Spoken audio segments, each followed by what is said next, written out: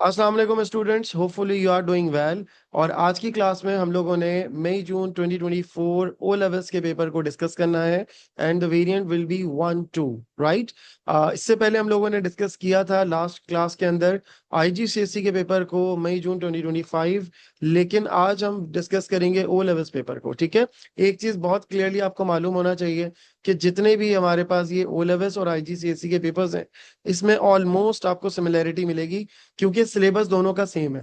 तो अगर कोई स्टूडेंट जो ओ लेवल के लिए प्रिपेयर हो रहा है, उसको आईजीसीएसई के पेपर को भी सॉल्व करना चाहिए ताकि उसको थोड़ा सा आइडिया हो जाए। इसी तरीके से अगर कोई आईजीसीएसई में अपेयर हो रहा है, उसको भी चाहिए कि वो ओ लेवल्स के पास पेपर को साथ साथ जरूर देखे, ताकि उसकी एक अंडरस्टैंडिंग डेवलप हो कि किस तरीके से क्वेश्चंस एग्जाम में आ सकते हैं, ठीक है। So without any further delay we are going to start solving past papers. तो आज की क्लास में बेटा जो हमारा टॉपिक है, जो डिस्कशन हम कर रहे हैं, वो हम कर रहे हैं रिगार्डिंग कैम्ब्रिज ओ लेवल्स, ठीक है। कैम्ब्रिज ओ लेवल से रेलेवेंट हम जो है वो एक पास पेपर सॉल्व करेंगे, यानी उनका एक पास पेपर हम सॉल्व करने जा रहे हैं। एंड इट इज 2210 कोड है आपके पास, और 1 2 जो है वो उसका वेरिएंट है, ठीक है। मई जून 2024 को हम डिस्कस कर रहे हैं, ठीक है। कल हम लास्ट क्लास के अंदर हमने 2025 के हमने आईजीसीएसई के पेपर को डिस्कस किया था, राइट। अच्छा, अब सबसे पहले बेटा हमारे पास क्वेश्चन आ जाता है कि क्वेश्चन को हम जो है वो क्लियर कर लेते हैं कि क्वेश्चन जो है ना वो किस तरीके से यहाँ पर हमसे पूछा जा रहा है, ठीक है। तो सबसे पहले sir,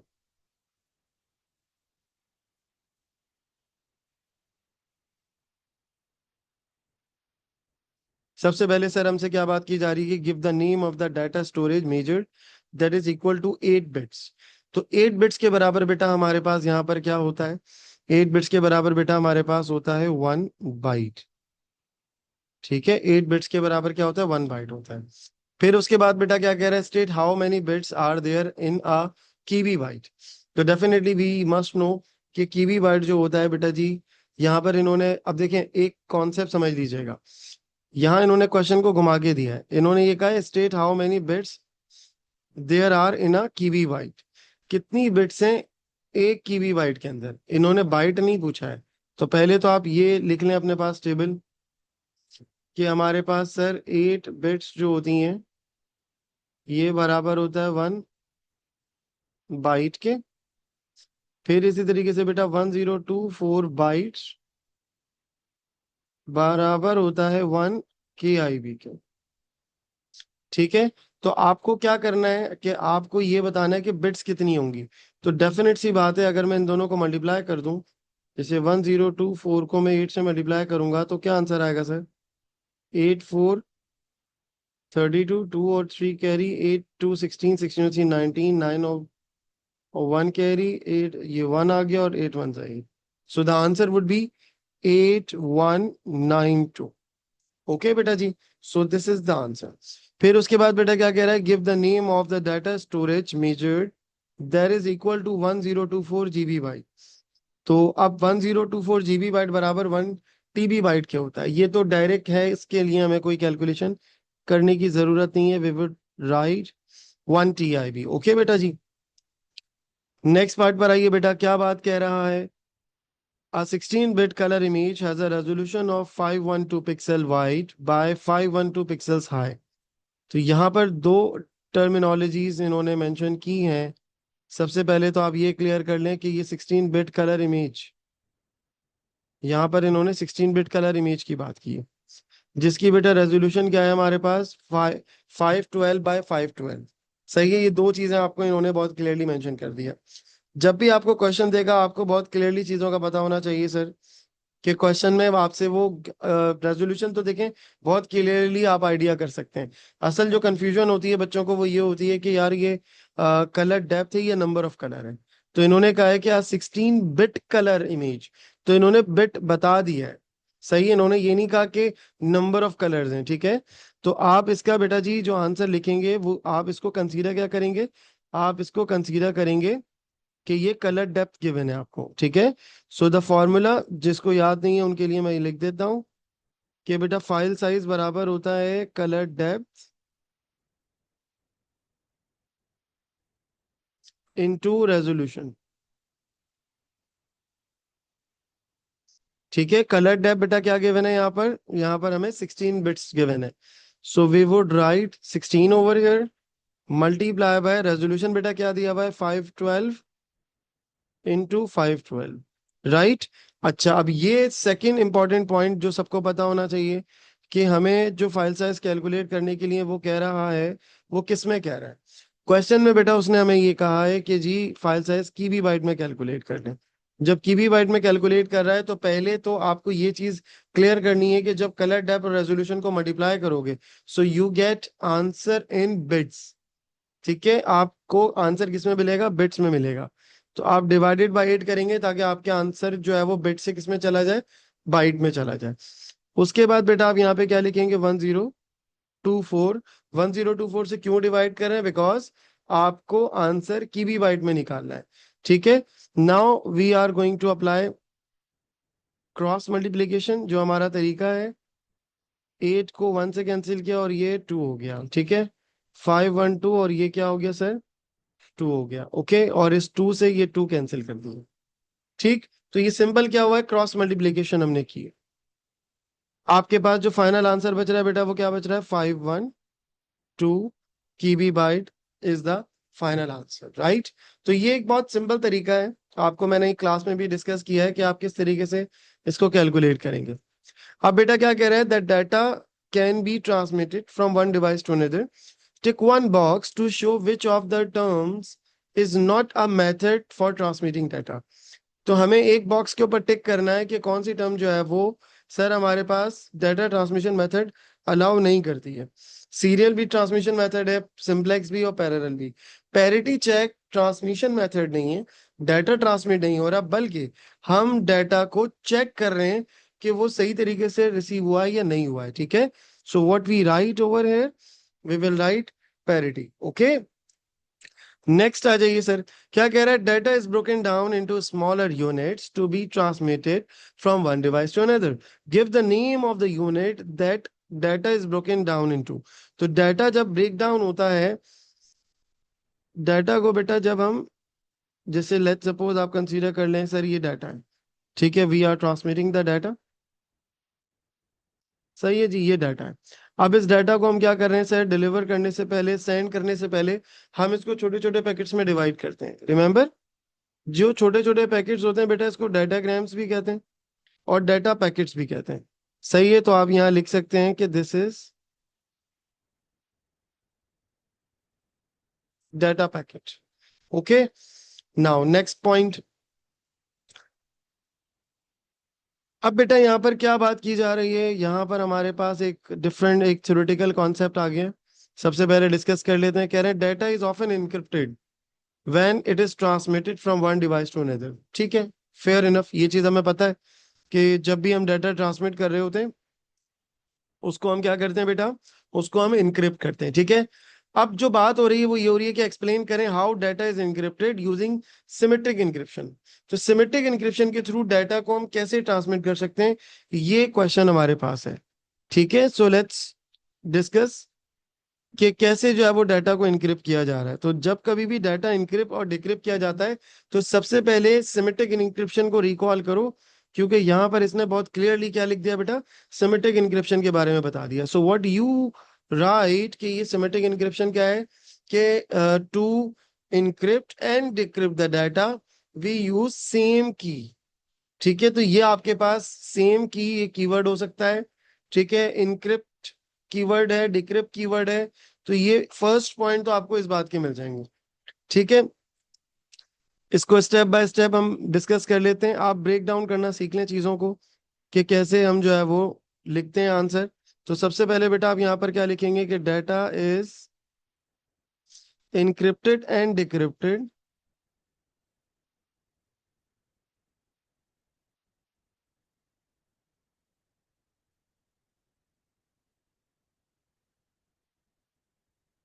using the same key.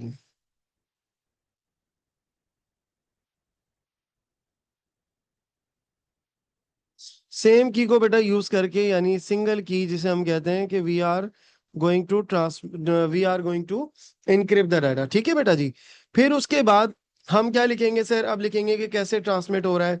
ठीक है, तो ट्रांसमिट ये होता है कि जो यूजर डाटा लिखता है बेटा, उसको हम कन्वर्ट करते हैं किसके अंदर, वो होता किस फॉर्म के अंदर है, वो होता है प्लेन टेक्स्ट के अंदर। तो प्लेन टेक्स्ट को हम कन्वर्ट करते हैं किसके अंदर, साइफर टेक्स्ट के अंदर। ठीक है, तो आप ये एक पॉइंट इसमें लिख सकते हैं कि प्लेन टेक्स्ट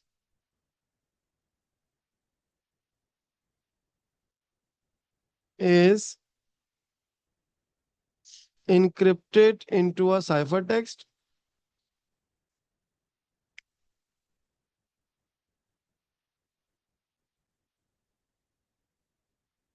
प्लेन टेक्स्ट को बेटा हम कन्वर्ट कर रहे हैं किसके अंदर, साइफर टेक्स्ट के अंदर। ठीक है, फिर उसके बाद बेटा डाटा जो होता है वो डाटा को जब हम इनक्रिप्ट करते हैं वो बाय यूजिंग द एल्गोरिथम कर रहे होते हैं। ठीक है, तो आप ये लिख सकते हैं कि जो की होती है वो हम लोग एक्सचेंज करते हैं, ये पॉइंट भी हो सकता है।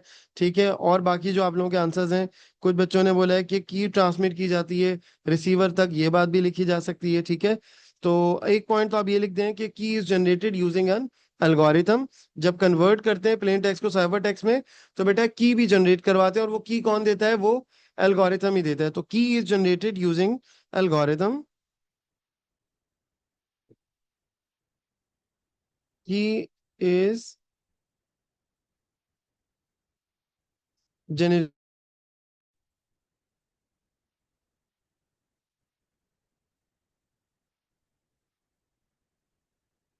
Using algorithm.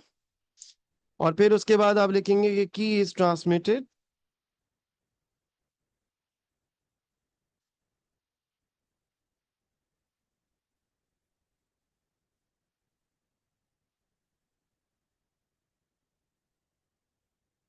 To the receiver. ठीक है बेटा, तो की जो है वो हम क्या कर रहे होते हैं, रिसीवर तक सेंड कर रहे होते हैं। ठीक है बेटा जी। नाउ आगे बात को लेके चलें, give the purpose of encryption. तो बेटा यही हो सकता है टू सिक्योर द डाटा।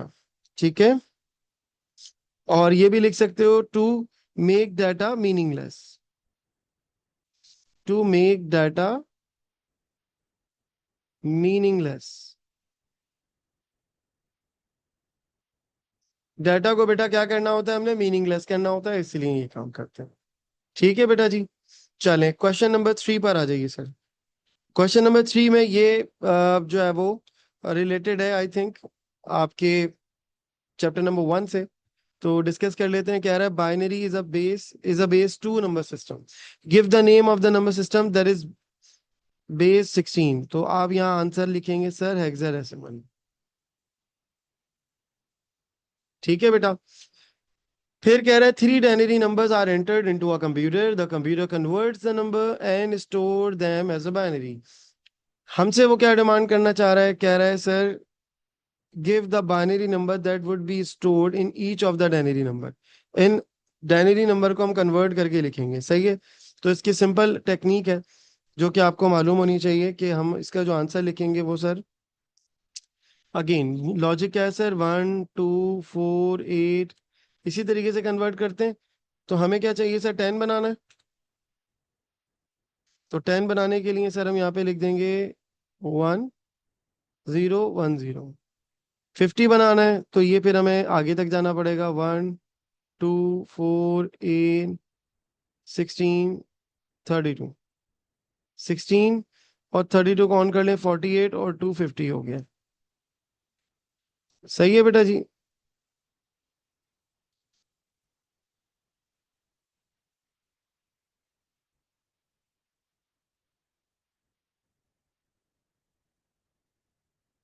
ठीक है, और एक बच्चे ने बताया है कि 1 1 0 0 1 0 0 1। ठीक है, अगेन ये इतना मुश्किल कन्वर्जन नहीं है, आई थिंक सबको आती होगी।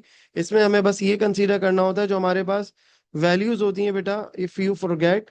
तो मैं बता देता हूँ, आप लिखते हैं 1 2 4 8, यानी 1 लिखो और उसको डबल करते चले जाओ, 8 16 32 64 और 128। ठीक है, that's how you can right the answer. नहीं नहीं, टू द पॉइंट आंसर के मार्क्स बिल्कुल कट नहीं होते। अगर यहाँ पर हेक्साडेसिमल पूछा है तो सिर्फ हेक्साडेसिमल ही लिखेंगे, और बेटा कुछ और नहीं लिखेंगे यहाँ पे। ठीक है, अब बेटा क्या कह रहा है, explain why the data is converted to the binary by the computer. Computer क्यों कन्वर्ट करता है डाटा को बाइनरी के अंदर? तो ये वही सवाल है जो पहले कुछ दिन पहले पूछा गया था, जिसमें ये पूछा गया था कि why computer understand only binary number.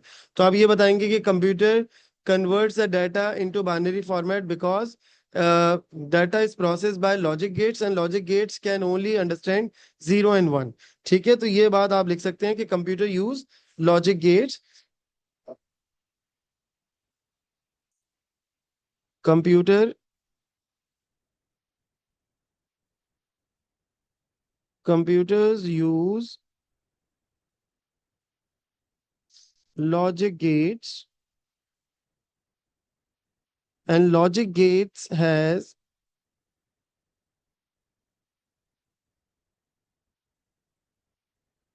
values of logic gates are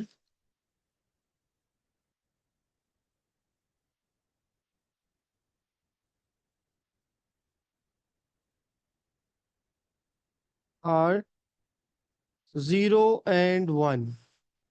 ठीक है, इसी तरह का एक सवाल पीछे भी पूछा गया था। ठीक है, चलें सर नेक्स्ट। बेटा यहाँ पर कह रहा है द टू बाइनरी इंटीजर्स, ये दो बाइनरी इंटीजर्स हैं, इनको हम ऐड कर रहे हैं। कह रहा है add the binary integers using binary addition and show your answer in binary, show all your working. तो जब इन्होंने वर्किंग की बात की है, सो कीप इन माइंड आप ये वैल्यूज अपने पास यहाँ पर मेंशन करेंगे। ठीक है, 0 0 1 1, और उसके बाद बेटा 1 2 3 4, फिर उसके बाद बेटा 0 1 1 0 0 1 1 0। ठीक है जी, अब आप इन्हें ऐड करने जा रहे हो। बेटा 0 + 0 क्या होता है? 0 होता है। 0 + 1 1, 0 + 1 1, 0 0 0, 1 + 0 1, 1 + 1 10, 0 1 कैरी, 1 + 1 10, 0, और यहाँ 1 कैरी, और बेटा यहाँ पर क्या आ जाएगा? 1 आ जाएगा। ठीक है, सो that's how you can right the answer. ठीक है बेटा जी, तो ये इसका क्या हो गया? फाइनल आंसर हो गया। अब यहाँ पर बेटा हमसे क्या डिमांड कर रहा है कि the denary integer -32 is stored as two's complement integer, calculate the two's complement integer that would be stored. तो शो योर वर्किंग पे हमें जाना है। तो सबसे पहले बेटा हम क्या करेंगे यहाँ पर? सबसे पहले मेरी स्ट्रेटेजीज में पढ़ाने की ये होती है कि आप सबसे पहले पॉजिटिव नंबर बना लें। ठीक है, पॉजिटिव नंबर बना लें, और पॉजिटिव नंबर्स जो है वो आपने किस तरह बनाने हैं कि आप 1 2 4 8 जो तरीका होता है, 1 2 4 8 16 32 64 और 128। ठीक है बेटा, 32 को आपने ऑन कर लिया, बाकी सारी बिट्स क्या हो जाएंगी? नेगेटिव हो जाएंगी। ओके, नेगेटिव बोल रहा हूँ, सब 0 हो जाएंगी। ठीक है, ये आ गया आपके पास +32। Now what we are going to do here, हमने यहाँ पर वंस कॉम्प्लीमेंट लगाना है। Ones complement, if you remember, कि तमाम बिट्स को हम क्या कर देते हैं बेटा? फ्लिप कर देते हैं। ठीक है, ones complement is to flip all the values. तो 0 होगा तो 1 हो जाएगा, और 1 होगा तो 0 हो जाएगा। Right, that's it. अब उसके बाद बेटा टूज कॉम्प्लीमेंट करना होता है, तो टूज कॉम्प्लीमेंट में हम +1 कर रहे होते हैं। Right, so let me write here। अब 1 + 1 बेटा क्या बना? 10 0, 1 carry, 1 + 1 10 0, 1 carry, 1 + 1 10 0, 1 carry, 0, 1 carry, 0, 1 carry. अब ये क्या हो गया जी? 1 हो गया। 0 + 1 1 होता है, फिर उसके बाद बेटा 1, और फिर ये 1। So this would be the final answer. सही है बेटा, तो ये आपके पास फाइनल क्या हो जाएगा? आंसर हो जाएगा। अब नेक्स्ट पॉइंट पे मूव करते हैं सर। अब बेटा क्या बात कह रहा है? कह रहा है a student uses both system software and application software on their computer. Give one example of system software and give two example of application software. तो ये तो बहुत ही कोई आसान सा आपके पास क्वेश्चन हो गया। कि सिस्टम सॉफ्टवेयर की बात कर रहा है बेटा, तो क्या आंसर होना चाहिए? अच्छा, आप लोगों की भी चैट के आंसर आने चाहिए ताकि मुझे पता तो चले कि आप लोगों को कितना याद है चीजें। तो आंसर मुझे करते रहे, I am checking your chats, ताकि मुझे भी मालूम रहे सबका। ठीक है, तो यहाँ पर बेटा हम लिखेंगे सिस्टम सॉफ्टवेयर की जब बात हो रही है, आप लिख दें सबसे कॉमन तो आपके पास ओएस होता है। ठीक है, that is operating system.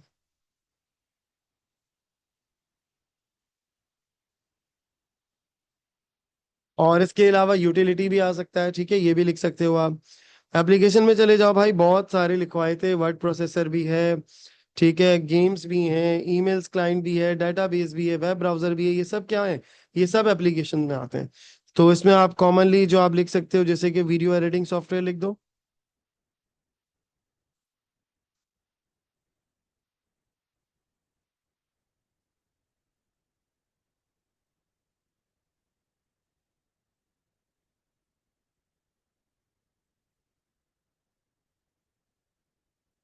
Video editing software हो गया बेटा जी। नेक्स्ट क्या होगा सर हमारे पास? नेक्स्ट होगा हमारे पास, हाँ बिल्कुल ठीक है बेटा, गेम्स लिख सकते हैं। ठीक है, वेरी गुड। फिर आ जाएं सर नेक्स्ट। अब ये इन्होंने बड़ा अच्छा सवाल इन्होंने हमसे पूछा है कि what is the difference between system software and application software. कि सिस्टम सॉफ्टवेयर में और एप्लीकेशन सॉफ्टवेयर में जो है वो क्या डिफरेंसेस हैं। तो ये बहुत इंपॉर्टेंट पॉइंट है, एक एक पॉइंट लिख दीजिए, एक सिस्टम सॉफ्टवेयर का लिख दें और एक एप्लीकेशन सॉफ्टवेयर का लिख दें। बहुत मैंने सिंपल सी डेफिनेशन बताई थी बेटा, जो यूजर के टास्क को परफॉर्म करने के लिए सॉफ्टवेयर बनाए जाते हैं, यूजर की परफॉर्मेंस को, यूजर के लिए जो टास्क परफॉर्म करने के लिए बनाए जाएं, उन्हें हम क्या कहते हैं? Application software. So let me write, application software allow user to perform their task. अब यहाँ पर यूजर जो होगा वो कीवर्ड होगा, क्योंकि एप्लीकेशन सॉफ्टवेयर होती ही यूजर के लिए ही है। तो ये लाजमी आपको लिखना पड़ेगा कि applications softwares allow users to perform their task. User के टास्क को पूरा करने के लिए सर ये बनाए जाते हैं। ठीक है, एक पॉइंट। सिस्टम सॉफ्टवेयर सर जो कि हार्डवेयर को कंट्रोल करता है, जो कि कंप्यूटर को मेंटेन करता है, ठीक है जी, तो वो सॉफ्टवेयर कहलाते हैं। तो system software maintains the computer hardware, और सॉफ्टवेयर, हार्डवेयर यहाँ पर कीवर्ड होगा, मेंटेनेंस या मेंटेन का वर्ड कीवर्ड होगा, कंट्रोल का वर्ड भी हो सकता है, मैनेज का वर्ड भी हो सकता है।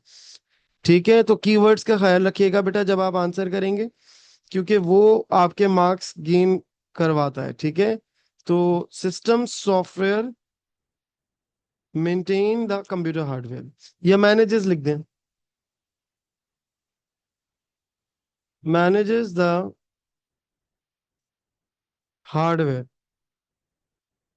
Manages the hardware. ठीक है, हार्डवेयर को मैनेज कर रहा होता है। ठीक है बेटा जी, नेक्स्ट। चलिए सर नेक्स्ट पर आ जाइए। यहाँ पर सर हमें क्वेश्चन दिया गया है रिगार्डिंग द सीपीयू, और ये एक अच्छा क्वेश्चन है। ठीक है, ये इसके बारे में पता होना चाहिए हम सबको। क्या बात कह रहा है कि sir instructions are processed by the central processing unit, complete the paragraph about fetching an instruction into the CPU to be processed. Use the terms from the list. Some of the terms in the list will not be used. Okay, you should only use term of once.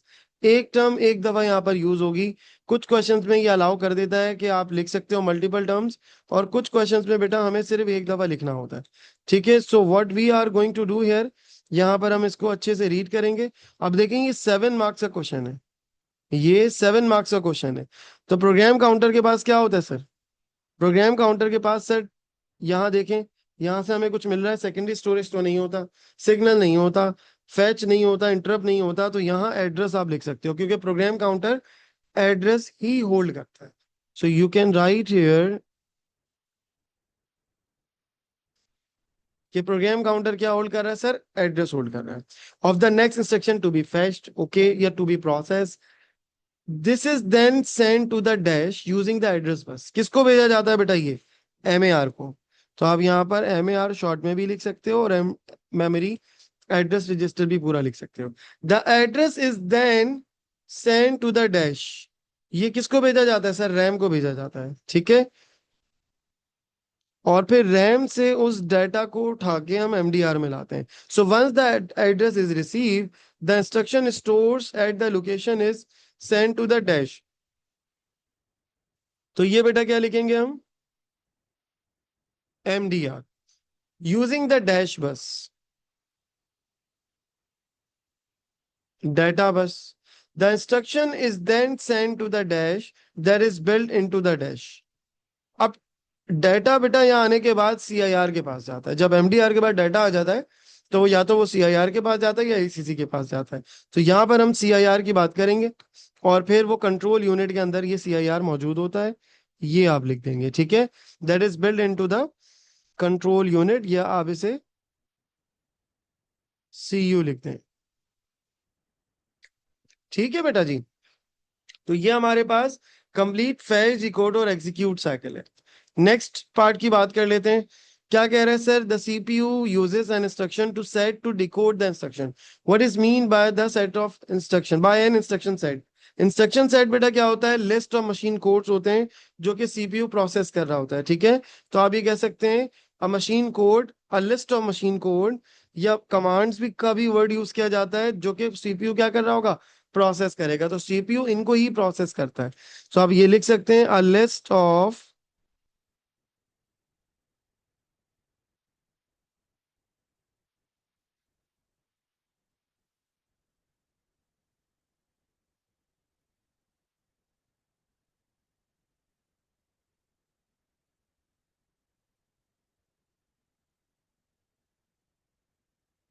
A list of machine code commands, बल्कि machine code bracket में commands लिख दें आप,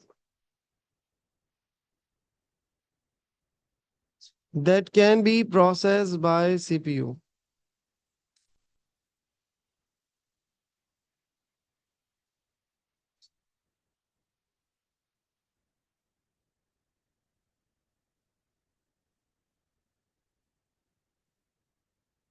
ठीक है बेटा जी, चलें great. अब ये नेक्स्ट क्वेश्चन की तरफ हम मूव करते हैं। तो बेटा जी अब ये क्वेश्चन नंबर 6 में हमसे ये बात कर रहा है कि the table contain the statements about error detection method. तो टेबल्स ये हमारे पास नीचे गिवन है। अब आपको ये जो क्वेश्चन दिया गया है इसमें हमने बेटा फाइंड करना है। क्या फाइंड करना है बेटा जी? इसके अंदर हमने फाइंड करना है एरर डिटेक्शन मेथड। अब एरर डिटेक्शन मेथड जब हम फाइंड करेंगे तो वो डेफिनेटली स्टेटमेंट्स को रीड करके करेंगे। तो सबसे पहले बेटा बात हो रही है एन ऑड और even process can be use. तो ये तो आपको फौरन से याद हो जाना चाहिए कि यहाँ पर क्या बात होगी? पैरिटी चेक की बात होगी। सही है बेटा। आप इसके साथ क्या लिखते हैं जी? Parity check. Parity bit, parity byte, parity block, तीनों लिखे जा सकते हैं, ठीक है।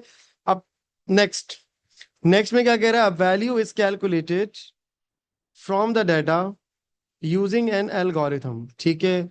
This happens before and after the data is transmitted. तो ये सर क्या होता है? ये हमारे पास कहलाता है चेकसम, कि हम एल्गोरिथम को बेटा यूज करते हैं और यूज करके एक वैल्यू निकालते हैं, और वो वैल्यू डाटा के साथ कहाँ जाती है? रिसीवर के पास जाती है। तो यहाँ पर बेटा हम क्या लिख रहे होंगे? चेकसम लिख रहे होंगे, ठीक है बेटा। नेक्स्ट कह रहा है a copy of the data is send back to the sender by the receiver. यानी कि एक डाटा रिसीवर के पास जाता है, रिसीवर उसको वापसी बैक कर देता है।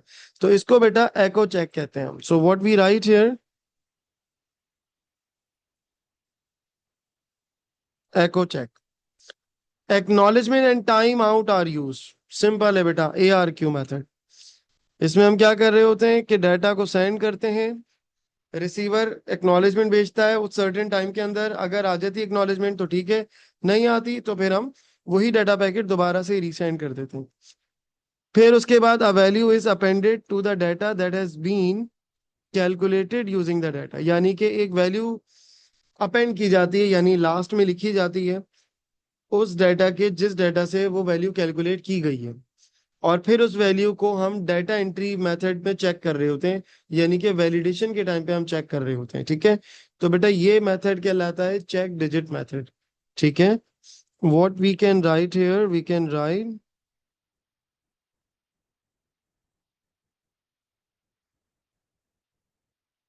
Check digit. ठीक है बेटा, नेक्स्ट क्वेश्चन नंबर 7 पर आ जाते हैं बेटा। क्वेश्चन नंबर 7 में कह रहा है computer has a media access control, okay, and IP address. Give one box to show which of the following statement is correct about the MAC address. It is assigned by the manufacturer. It is assigned by the router. अब ये बात किसकी हो रही है? Mac address की हो रही है। तो मैक एड्रेस को बेटा मैन्युफैक्चरर जब बना रहा होता है वो असाइन करता है उसको। स्टैटिक डायनामिक तो आईपी होती है, 3 कंपोनेंट्स में डिवाइड भी नहीं होती है, ज्यादा कंपोनेंट्स में डिवाइड होती है। राउटर भी इसको असाइन नहीं करता है। So the first point would be the answer. ठीक है बेटा, फर्स्ट पॉइंट को आप क्या करेंगे, सिलेक्ट करेंगे।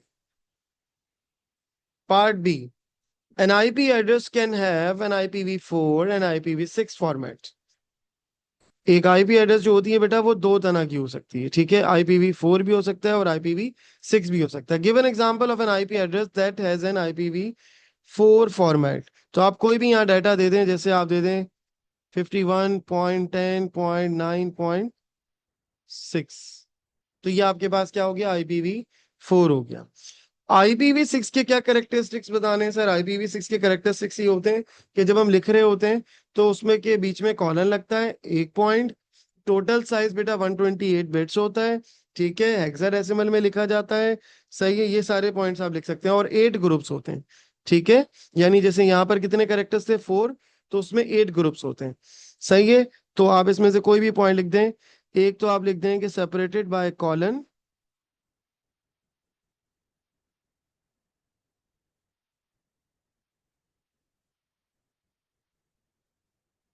फिर उसके बाद बेटा लिख दें कि ये टोटल साइज जो होता है वो कितना होता है, 128 बिट्स और 16 बाइट्स।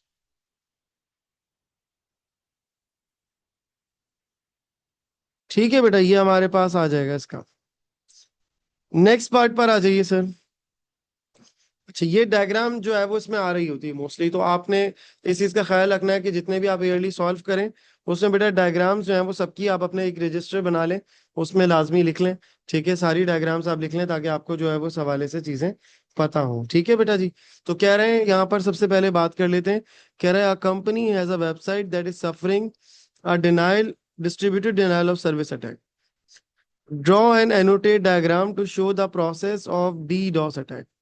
हमने डायग्राम बनानी है और हमने DDoS अटैक को डिस्प्ले करना है। इसका देखें तरीका क्या होगा। इसका तरीका ये होता है कि जो वेब सर्वर होता है, एक तरफ वो बना लो आप, दूसरी तरफ ये बना लो कि कंप्यूटर्स होते हैं जिन्हें हम बॉट्स कहते हैं, और थर्ड पार्टी या कोई आप नाम दे देंगे यहाँ पर कि कोई और कंप्यूटर होगा जो हैकर कंप्यूटर होगा, वो क्या करेगा, वो अटैक करवाएगा बॉट्स के थ्रू। ठीक है, तो आपको यहाँ पर जो टर्मिनोलॉजी मेंशन करनी है वो वेब सर्वर होना चाहिए यहाँ पे। सही है, एक तरफ आप लिख दें यहाँ पे वेब सर्वर।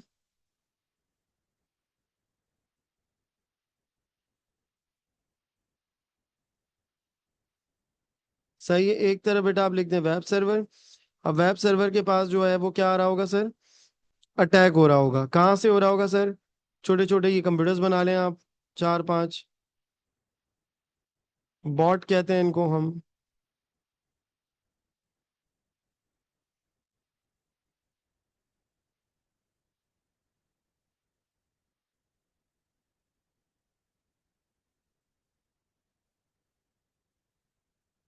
ठीक है, ये 3 कंप्यूटर यहाँ मैंने बना लिए, और इसके अलावा ये सब क्या करेंगे, यहाँ पर अटैक जनरेट करेंगे।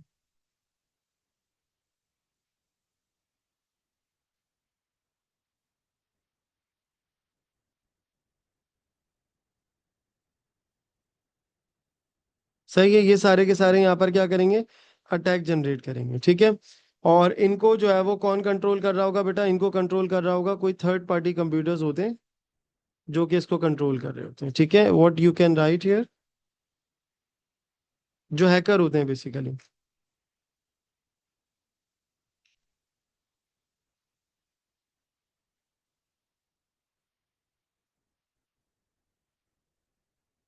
ठीक है।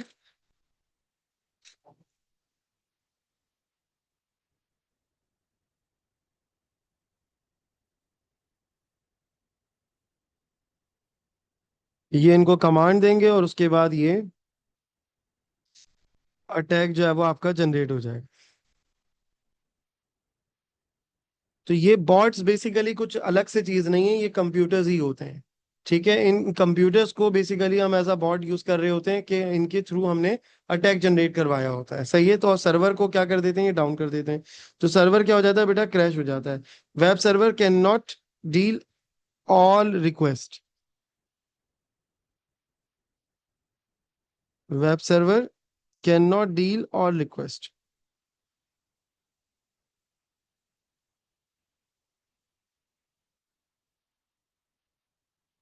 या हैंडल लिख दें,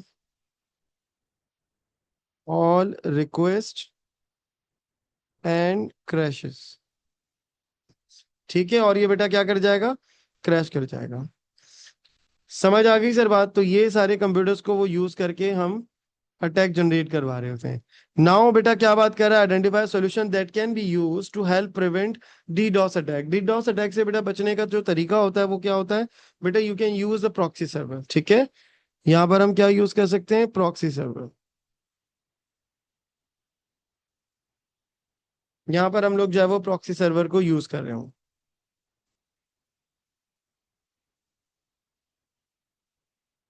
नेक्स्ट पार्ट पर आ जाइए सर।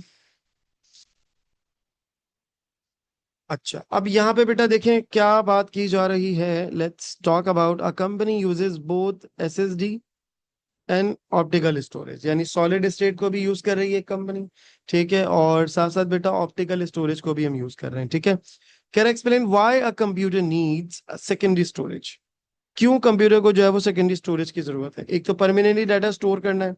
ठीक है, लॉन्ग टर्म डाटा को स्टोर करने के लिए यूज किया जाता है, ताकि बाद में हम इसे जो है वो कंप्यूटर में जो है वो यूज कर लें। और लार्ज अमाउंट ऑफ डाटा, यानी मल्टीपल सॉफ्टवेयर हम जो है वो सेकेंडरी स्टोरेज के ऊपर यूज करते हैं। सही है, तो आप यहाँ पर पॉइंट ये मेंशन कर सकते हो कि टू स्टोर डाटा परमानेंटली, या टू, हाँ यही लिख दें, टू स्टोर डाटा परमानेंटली।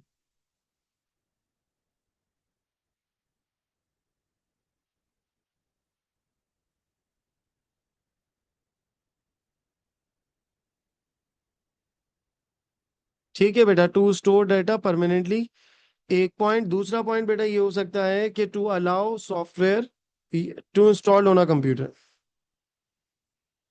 या to install software on the computer.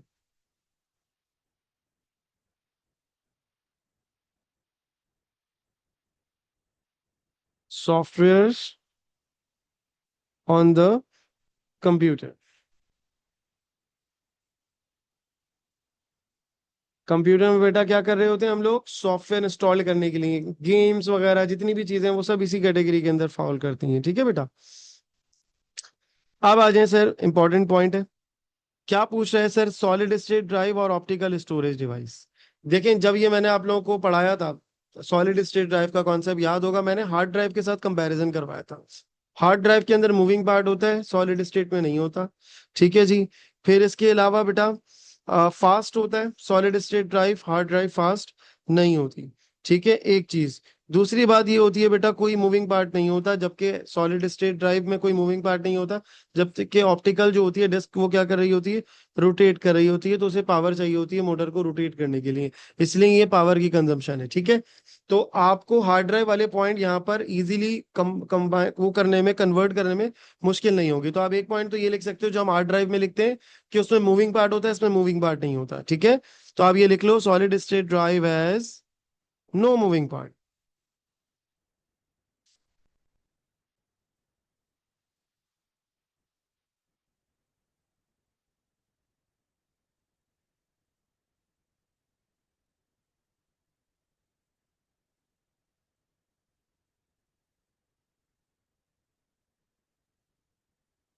Solid state has no moving part.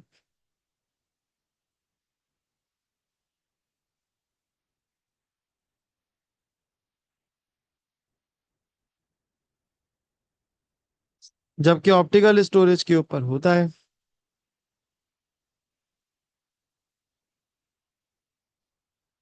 Optical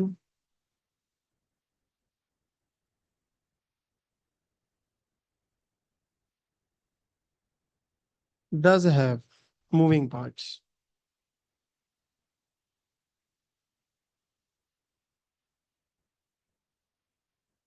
ठीक है बेटा। इसके अलावा बेटा फास्टर होता है डेफिनेटली। जब कभी भी आप बात करेंगे तो आपको ये चीज बहुत क्लियरली पता होनी चाहिए कि जो सॉलिड स्टेट ड्राइव होती है सर, तो सॉलिड स्टेट ड्राइव को जब भी आप देखेंगे या उसके बारे में पढ़ेंगे, सो यू विल सी कि स्पीड का जो है ना एक फैक्टर लाजमी आपको नजर आ रहा होगा, चाहे वो आप कंपैरिजन किसी के साथ भी कर रहे हो। ठीक है। आप अगर कंपैरिजन कर रहे हैं लेट्स सपोज हार्ड ड्राइव के साथ, तो वहां पे भी आपको ये पॉइंट नजर आ रहा होगा। ठीक है। So what you can write here, solid is faster to access data.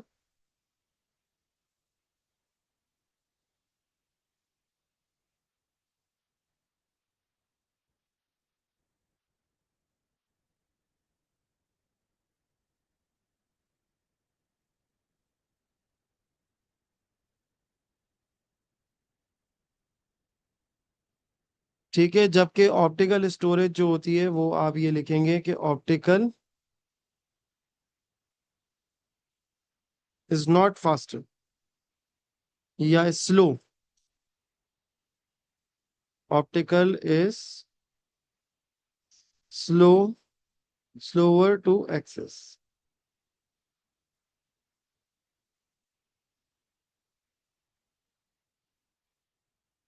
ठीक है बेटा जी, तो ये सारे पॉइंट्स इसमें आप मेंशन करेंगे। और लास्ट आपके पास ये लिख सकते हैं कि कैपेसिटी जो है वो स्टोरेज की ज्यादा होती है।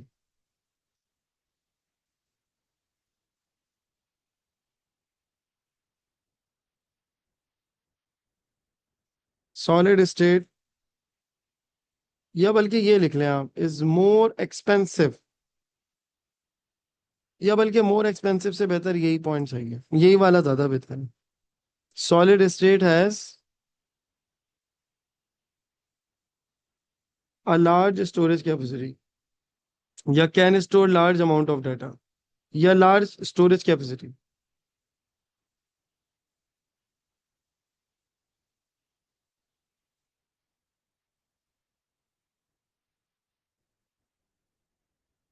ठीक है। जबकि ऑप्टिकल में इतनी ज्यादा नहीं होती। Optical has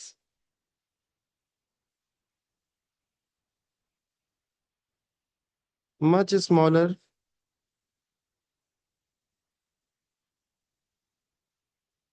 storage capacity.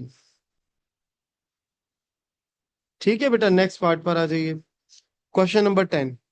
Question number बेटा 10 में क्या बात कर रहे हैं, कह रहे हैं a garage uses an expert system to help diagnose any problem with cars that need repair. The expert system is an example of artificial intelligence. Describe what is meant by artificial intelligence. तो intelligence, artificial intelligence की जब भी definition की बात होती है, if you remember मैंने last class के अंदर आप लोगों के साथ डिस्कस भी किया था, यानी कि जब हम पढ़ रहे थे इस एआई के टॉपिक को, तो मैंने बताया था कि ह्यूमन बिहेवियर की बेटा हम क्या कर रहे होते हैं, मिमिक्री कर रहे होते हैं। तो इंटेलिजेंट बिहेवियर जो होता है ह्यूमन का, उसको मिमिक्री करना है। ठीक है। तो आप ये कह सकते हैं कि simulation of intelligent behaviour of human bye computer. Simulation of intelligent behaviour of human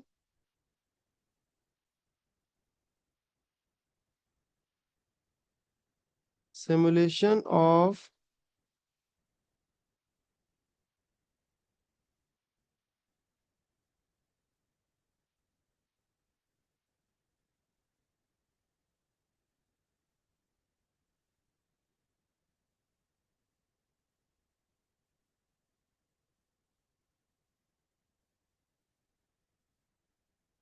intelligent behaviour of human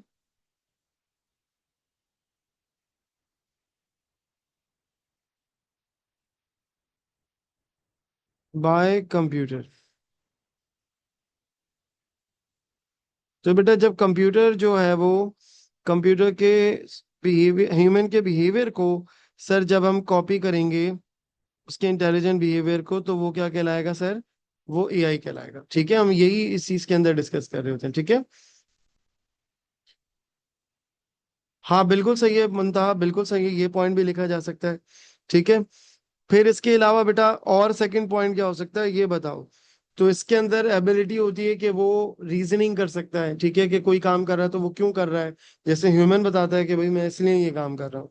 तो आप ये बता सकते हैं ability to learn, ability to adopt. ठीक है,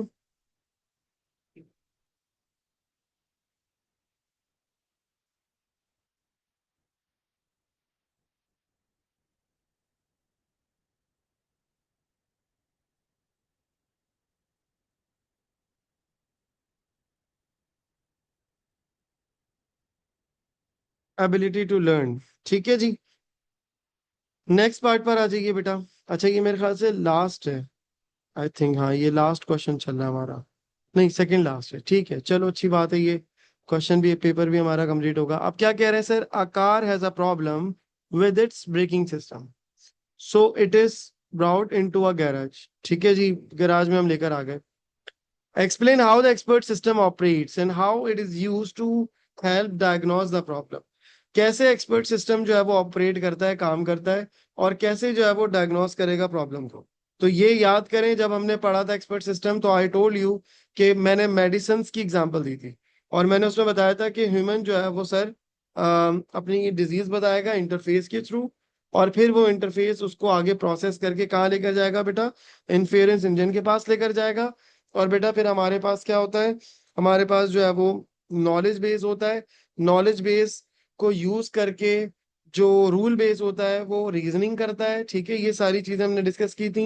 नॉलेज बेस जो होता है बेटा वो क्या कर रहा होता है, उसके पास फैक्ट्स होते हैं। रूल बेस जो होता है वो इफ एल्स का चेक यूज करके या वो रीजनिंग करता है कि ये तो क्यों है, उसकी रीजनिंग निकालता है। इन्फेरेंस इंजन सर्च इंजन के तौर पे काम करता है। एक्सप्लेनेशन सिस्टम उसकी डिटेल देता है। तो ये सब चीजें हमने डिस्कस की थी। सही है, तो अब इसको वन बाय वन डिस्कस कर लेते हैं कि user enter the data through interface.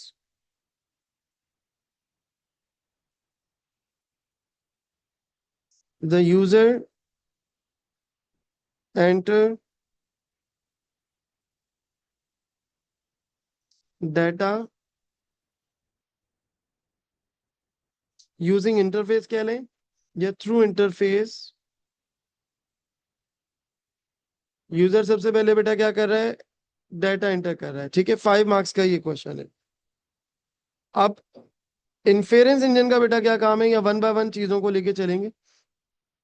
ठीक है, इन्फेरेंस इंजन क्वेश्चनिंग डिसाइड करता है कि क्या फर्दर क्वेश्चंस पूछने हैं।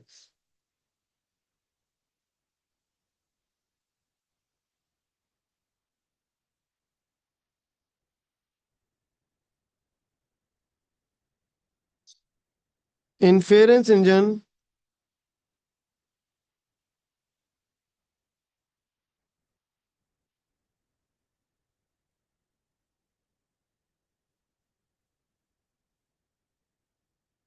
Will decide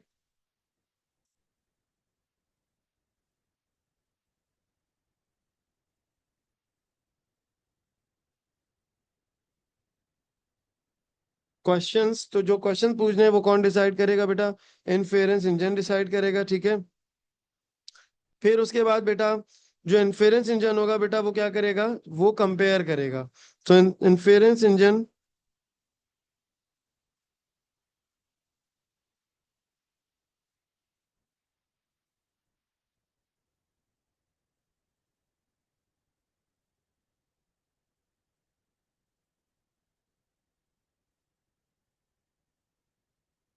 will decide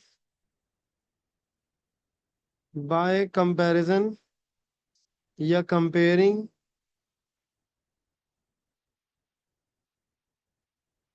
the data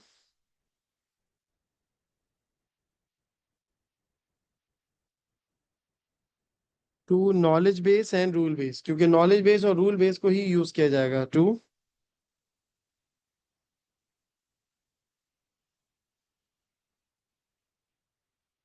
knowledge base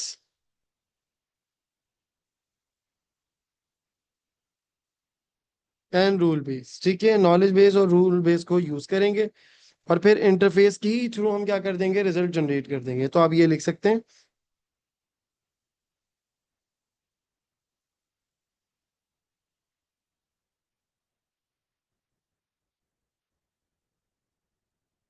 the interface will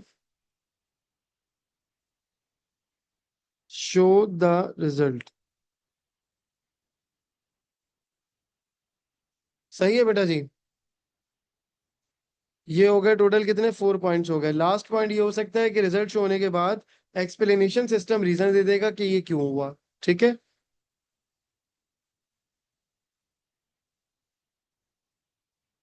नाम से ही क्लियर हो रहा है ये तो, एक्सप्लेनेशन सिस्टम।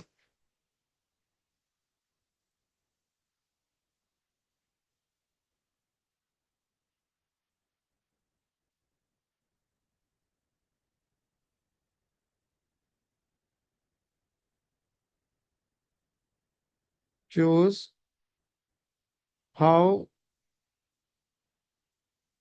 द, यहाँ पर इन्होंने डायग्नोस्टिक की बात की है, डायग्नोस द प्रॉब्लम। तो ये कीवर्ड लिख लीजिएगा यहाँ से, how the diagnosis was reached.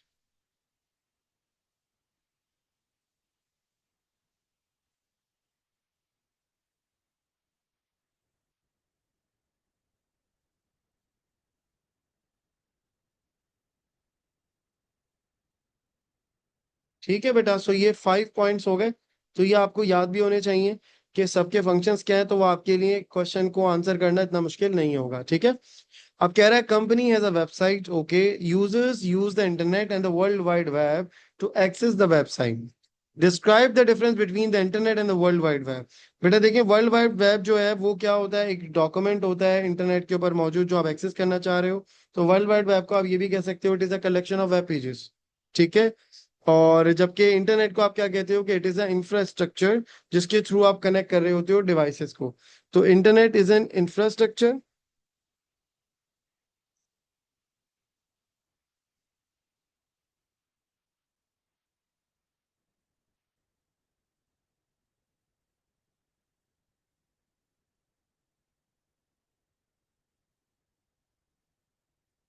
एक ये पॉइंट लिखेंगे सर, दूसरा पॉइंट आप क्या लिखेंगे यहाँ पर कि world wide web is a collection of web pages.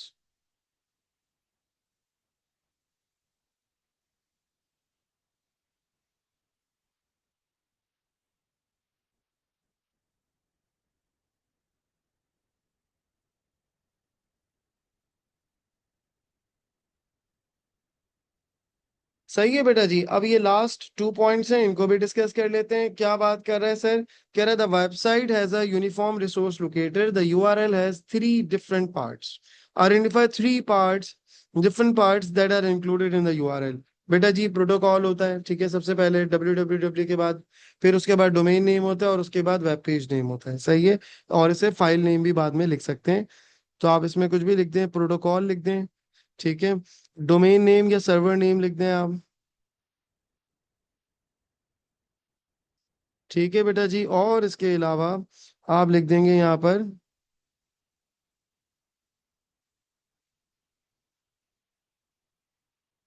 Web page में। ठीक है, अब आ जाए sir last one function of a web page या web browser is to provide an address bar for a user to enter a URL. Give 3 other function of a web browser. तो एक तो ये होता है कि जो वेब ब्राउजर होता है बेटा, ये फंक्शन डिस्कस हो रहे हैं कि एक फंक्शन वेब ब्राउजर का ये होता है कि ये आपको एड्रेस बार प्रोवाइड कर रहा होता है जिसके थ्रू आप वेबसाइट का एड्रेस लिखते हो। ठीक है, अब ये पूछ रहा है कि 2 अदर फंक्शन बताइए वेब ब्राउजर के। तो बेटा 2 अदर फंक्शन क्या होते हैं, हिस्ट्री को सेव करना, ठीक है जी, नेविगेशन आपको प्रोवाइड कर रहा होता है, ठीक है जी, हिस्ट्री को सेव कर रहा होता है, कुकीज को सेव कर रहा होता है, ठीक है जी। ये सारे पॉइंट्स इसी के अंदर कंसीडर किए जाएंगे। ठीक है, हाँ बिल्कुल हिस्ट्री में आएगा बेटा ये वर्ड। तो आप ये लिख सकते हैं, स्टोर हिस्ट्री या यूजर्स हिस्ट्री।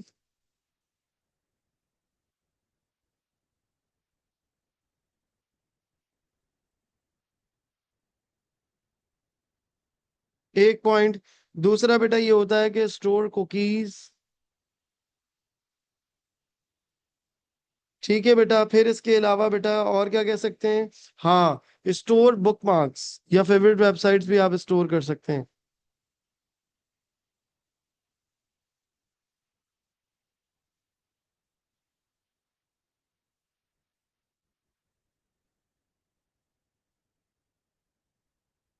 सही है बेटा जी, so that's how it is. ये सिंपल जो है वो स्ट्रेटेजी है जिसके थ्रू आप P1 के क्वेश्चन को कर सकते हो। अब इसमें सिंपल ये है कि मैं जो वीडियोस भी यूट्यूब पे भी अपलोड कर रहा हूँ साथ साथ, ताकि जिन बच्चों को प्रॉब्लम हो उनके लिए भी आसानी हो, और आप लोग बच्चे भी वहीं से डायरेक्टली देख लेना, क्योंकि काफी बड़ी रिकॉर्डिंग हो रही है ये। तो पूरा पेपर जब हम सॉल्व कर रहे हैं तो ये कंप्लीट रिकॉर्डिंग बन रही है, सही है। तो what you are going to do, इसको एक दफा लाजमी देख लीजिएगा। मतलब ये रिवीजन पर्पस के लिए बहुत अच्छा होता है कि ईयरली पास पेपर अब आप करते हैं तो फिर आपको आइडिया होता है कि आपको चीजों की कितनी नॉलेज है, कितना जो है वो आप मार्क्स गेन कर रहे हो। ठीक है, what I can recommend you कि आप जब इसे सॉल्व करो बच्चों, तो अपने आप को मार्क्स जरूर करो। जब आप मार्किंग स्कीम के साथ देखोगे, अब जैसे ये पेपर तो मैंने सॉल्व कर दिया, बाकी जो पेपर्स हैं वो आप करेंगे और देखेंगे कि आपके जो मार्क्स हैं वो कितने आ रहे हैं। ठीक है, कोशिश करनी है कि आउट ऑफ 75 आपके 60 प्लस होने चाहिए। ठीक है, 60 प्लस पे आप आने चाहिए, आपकी प्रैक्टिस इतनी अच्छी हो। ठीक है, तो अगेन एक दिन से नहीं होगी, मल्टीपल टाइम्स करेंगे इंशाल्लाह। तो अभी हमारे पास टाइम है, आज हमारी क्या डेट हो रही है? अभी हमारे पास 27 है। ठीक है, तो अराउंड हमारे पास आप कह लीजिए कि हमारे पास है 2 वीक्स के करीब का टाइम हमारे पास है। ठीक है, 12-13 डेज हमारे पास है। सो इंशाल्लाह रोज एक पेपर भी आप सॉल्व करेंगे तो आपकी ये प्रैक्टिस अच्छी हो जाएगी। ठीक है, लाइव स्ट्रीमिंग में इंशाल्लाह आगे कुछ दिन के बाद वो भी स्टार्ट करूंगा, तो उसमें भी आप लोगों का जो है वो एक सपोर्ट हो जाएगा कि रिवीजन हो जाएंगी सारी चीजें। तो बस आज की क्लास फिर हम यहीं रखते हैं बेटा जी। ठीक है, थैंक यू, अल्लाह हाफिज।